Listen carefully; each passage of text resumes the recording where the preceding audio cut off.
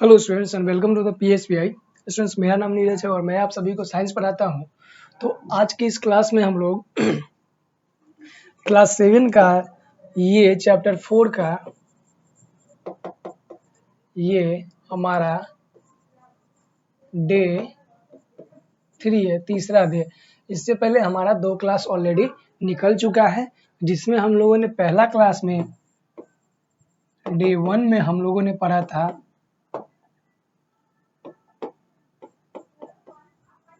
Heat and temperature के बारे में पढ़ा था और दूसरे क्लास में हम लोगों ने पूरा टेम्परेचर के बारे में डिस्कस किया था।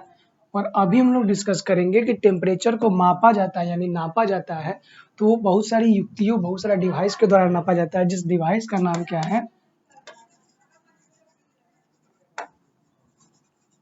थर्मोमीटर के द्वारा। अब जो थर्मामीटर होता है ये बहुत प्रकार का होता है। तो पिछले क्लास में हम लोगों ने देखा था क्लिनिकल थर्मामीटर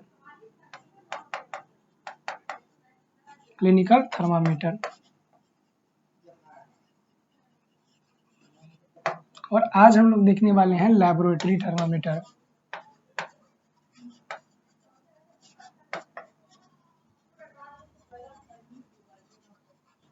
लैबोरेटरी थर्मामीटर, तो ये 2 प्रकार के थर्मामीटर होता है जिसके बारे में आज हम लोग डिस्कस करेंगे। तो आज का हमारा टॉपिक है लैबोरेटरी थर्मामीटर। आइए हम लोग लैबोरेटरी थर्मामीटर के बारे में देखते हैं कि लैबोरेटरी थर्मामीटर होता क्या है। ठीक है, तो आइए लैबोरेटरी थर्मामीटर के बारे में लोग समझते हैं। In the laboratory we are often required to measure the temperature of liquid. अब लैब में जैसे लैबोरेटरी हो गया तो उसमें हम लोग थर्मामीटर की आवश्यकता किस लिए होती है?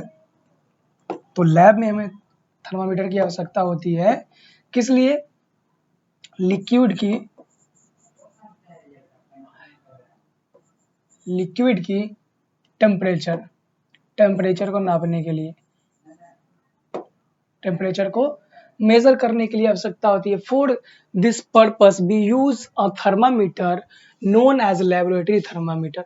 तो लैबोरेटरी में लिक्विड यानी कि केमिकल वाले जो सब्सटेंस होते हैं उसका टेम्परेचर को मेजर करने के लिए जिस प्रकार का थर्मामीटर का इस्तेमाल किया जाता है, उस थर्मामीटर को हम लोगों ने एक नाम दिया है और वो कौन सा नाम है? Laboratory thermometer.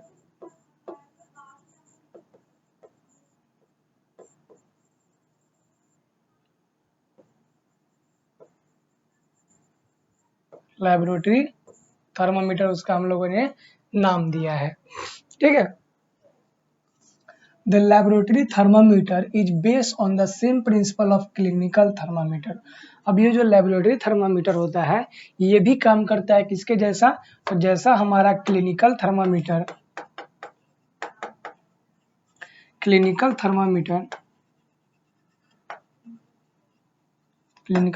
इस्तेमाल होता है, उसी प्रकार से हमारा लैबोरेटरी थर्मामीटर भी उसी प्रिंसिपल पे, उसी सिद्धांत पे काम करता है। प्रिंसिपल का मतलब क्या होता है? सिद्धांत।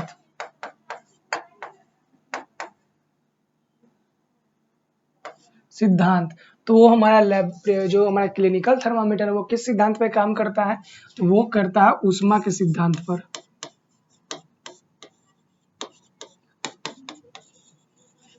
हीट के सिद्धांत पर, यानी कि जब उस पे हीट पड़ता है तो उसका टेम्परेचर इंक्रीज होता है और हीट क्या होता है? कम होता है। उसका जब टेम्परेचर इंक्रीज होता है तो वो पारा क्या होता है?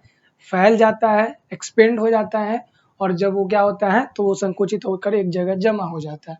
तो सेम प्रिंसिपल पर ही हमारा क्या होता है? लैबोरेटरी थर्मामीटर भी इस्तेमाल होता है। ठीक है, आ जाइए आगे चलते हैं।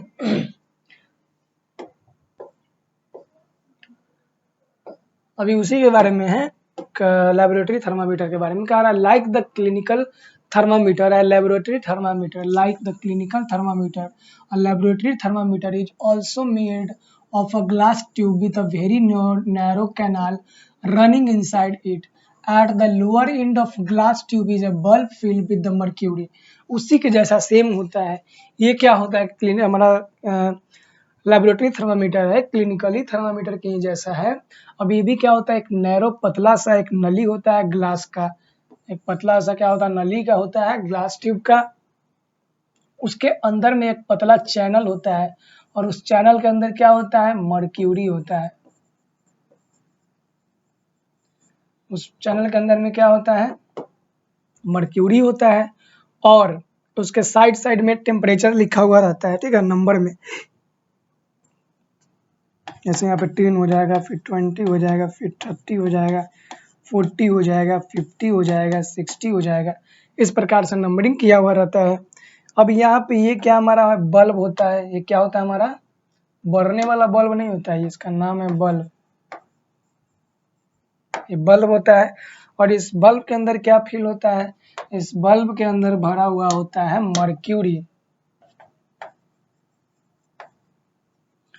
मर्क्यूरी भरा हुआ रहता है और जैसे ही इसे किसी लिक्विड में डुबाते हैं, किसी लिक्विड के अंदर डालते हैं, तो वो लिक्विड क्या हो जाता है, लिक्विड के जो टेम्परेचर होता है, वो टेम्परेचर के कारण जो मर्क्यूरी होगा वो एक्सपेंड होना शुरू हो जाता है। जितना टेम्परेचर होगा वहां पे जाके वो रुक जाएगा, जिससे हम पता कर सकते हैं कि इसका टेम्परेचर, तापमान कितना है।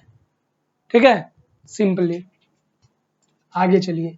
The range of a laboratory thermometer is usually from 10 degree Celsius to 110 degree Celsius. अब देखिए, जो लेबोरेटरी थर्मामीटर होता है, इसका जो टेम्परेचर होता है, यहाँ पे अभी बताया ना 10 डिग्री सेल्सियस से लेकर के हाईएस्ट कहाँ तक जाएगा, 110 डिग्री सेल्सियस तक जाएगा। As in the clinically thermometer, there are 10 subdivision between any two consecutive number। अब दो consecutive number के बीच में, जैसे दो consecutive number हम लोग देखते हैं, ऊपर में 20 है, नीचे में 10, ये दोनों के बीच में डिफरेंस कितना है, 10 का। तो दो consecutive number के बीच में 10 का डिफरेंस होता है, कितना का होता है, 10 का डिफरेंस होता है। जैसे हमारा क्लिनिकली थर्मामीटर के अंदर 10 का क्या होता था, 10 का डिफरेंस होता था, 10 का अंतर होता था, उसी प्रकार से लेबोरेटरी थर्मामीटर के अंदर भी 10 का डिफरेंस होगा। जैसे यहाँ पे 20, यहाँ पे 10, तो दोनों का क्या हो जाएगा, डिफरेंस कितना, 10। फिर आगे 30 या 20 के बीच में 10, फिर 40 और 30 के बीच में 10, फिर 50 40 के बीच में 10, फिर 60 50 के बीच में 10। इसी प्रकार से 10 10 का क्या होता है, डिफरेंस होता है। ठीक है, आगे आ जाइए।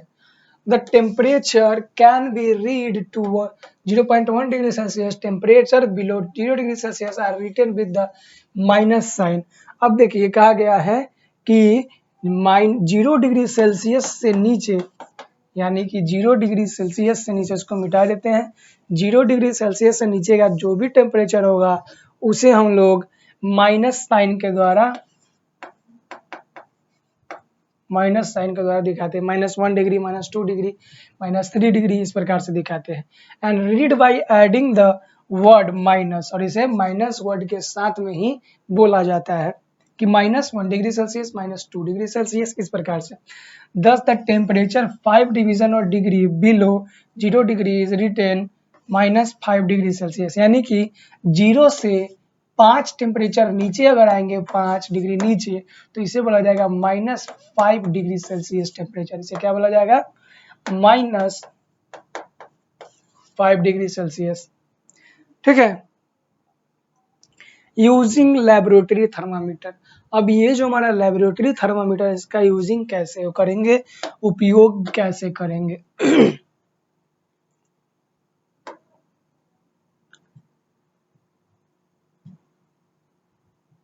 आइए उपयोग के बारे में। Using a laboratory thermometer, laboratory thermometer का इस्तेमाल कैसे होगा। A laboratory thermometer is a delicate instrument. It should be handled carefully and used properly. Laboratory thermometer भी क्या है, एक डेलिकेटेड इंस्ट्रूमेंट है, एक इक्विपमेंट है, एक मशीनरी है। तो इसे भी हम लोग क्या है, केयरफुली इस्तेमाल करना होगा, यानी कि सावधानी से इस्तेमाल करना होगा। You will be do well to remember the following point when using a laboratory thermometer। अब जब कभी आप लोगों में से कोई साइंटिस्ट बन जाएगा और लैब में काम करेंगे, लेबोरेटरी में काम करेंगे, तो उसके अंदर आपको क्या करना होगा, जब आप थर्मामीटर का इस्तेमाल करेंगे तो कुछ बातों का आपको ध्यान रखना होगा। जैसे पहला बात क्या है, मेजरिंग द रूम टेम्परेचर। पहला हमें रूम टेम्परेचर का मेजर कर लेना होगा। Place the thermometer away from and not near source of heat such as a gas stove. Note a reading where mercury stand inside the thermometer.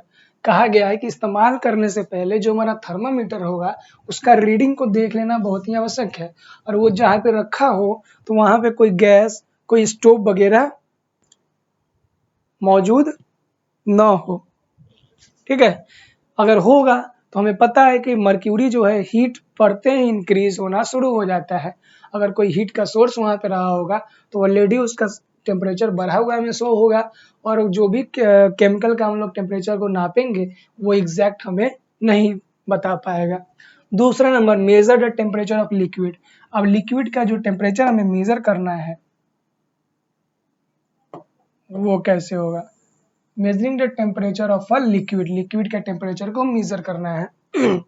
Hold the thermometer upright and dip the bulb under the liquid. Thermometer का क्या होगा, उसको hold करना है और उसको क्या करना है, लिक्विड के अंदर में क्या करना है, डिप कर देना उसके बल्ब को। बल्ब कहाँ पे होता है, ये नीचे वाला पार्ट बल्ब होता है, तो उस बल्ब को लिक्विड के अंदर डिप करना है। When the mercury has acquired the same temperature as that liquid, it rise the fall further. Take the reading on the thermometer when bulb is under the liquid.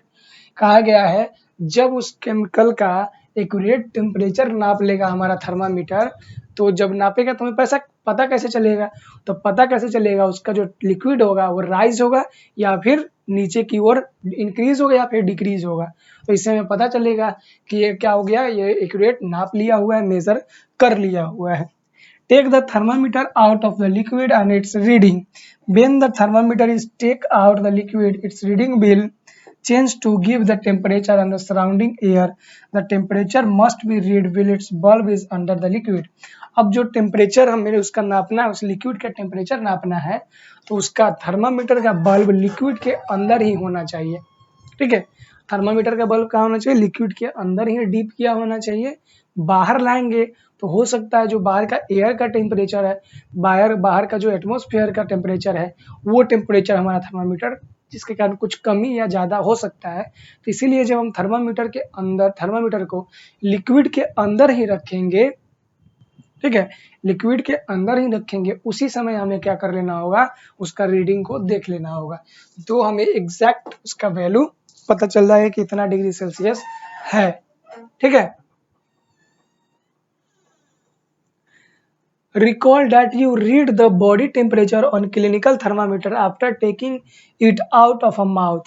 अब याद कीजिए कि आप लोग जब क्लिनिकल थर्मामीटर का इस्तेमाल कर रहे थे तो उसका रीडिंग कब देखते थे, जब उसे हम लोग बॉडी से बाहर निकाल लेते थे, मुंह से बाहर, तब उसका हम लोग रीडिंग को देखते थे। Stay in the channel where it had reach due to the kink in the channel. The channel in a laboratory thermometer does not have a kink, so the mercury threads inside the channel will stay where reach when the bulb is under the liquid.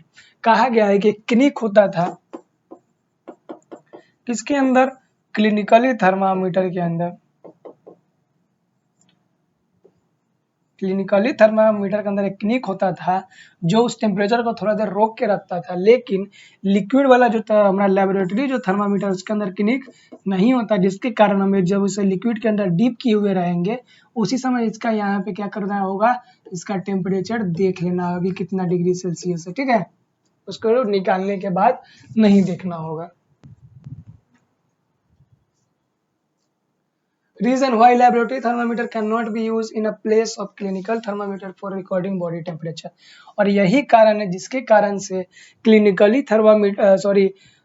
Laboratory thermometer को clinically thermometer के रूप में इस्तेमाल नहीं किया जाता है, क्योंकि इसे बॉडी के अंदर ही रख के उसका टेम्परेचर को देखना होगा। यही डिफरेंस दोनों में है। ठीक है, क्लिनिकली और लेबोरेटरी थर्मामीटर के अंदर में। Measuring the boiling point of liquid. अब किसी लिक्विड का हमें बॉइलिंग पॉइंट को मेजर करना है तो वो भी हम लेबोरेटरी थर्मामीटर से ही करेंगे। ठीक है, वो कैसे करेंगे, आइए देखते हैं। measuring the boiling point, the thermometer should be held upright with its bulb in the vapor form boiling liquid and not be liquid. The liquid should be boiled gently with the faint vapor. Note the bulb is thermometer does not dip in the liquid, it's above the liquid and surrounding by vapor the boiling liquid.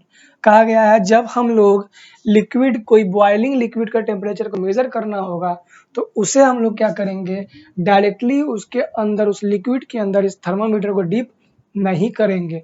अगर ऐसा करेंगे तो ये glass का होता है, ये टूट भी सकता है और लिक्विड बॉइलिंग लिक्विड जो होगा बहुत ज़्यादा तेजी से उबल रहा होगा, जिसके कारण हमें इसे क्या करना होगा, उसके आसपास के सराउंडिंग में ले जाना होगा, उसके वेपर के पास में ले जाना होगा, तब जाकर उसका हम टेम्परेचर को नापना होगा। Note, in measuring the temperature of a liquid, the thermometer is always held upright, not tilting position। कहा गया है जब भी हम किसी लिक्विड का टेम्परेचर को मेजर करेंगे तो ये जो थर्मामीटर है इसको हम लोग ऊपर से पकड़ना होगा, न कि उसे नीचे से या फिर यहाँ से, उसे ऊपर से पकड़ना होगा, नहीं तो हमारा हाथ पैर भी डैमेज या फिर जल सकता है। तो आज के क्लास में स्टूडेंट्स इतना ही, मिलते हैं हम लोग अगले वीडियो में जहाँ पे हम लोग डिस्कस करने वाले हैं transform of a heat, transfer of a heat, मतलब कि ऊष्मा का संचारण, हीट ट्रांसफर कैसे होता है, इसके बारे में अगले क्लास में हम लोग डिस्कस करेंगे। तब तक के लिए धन्यवाद। अगर वीडियो आपको अच्छा लगा तो लाइक कर दीजिएगा, अगर कोई प्रॉब्लम हो तो आप कमेंट में डिस्कस कर सकते हैं, पूछ सकते हैं।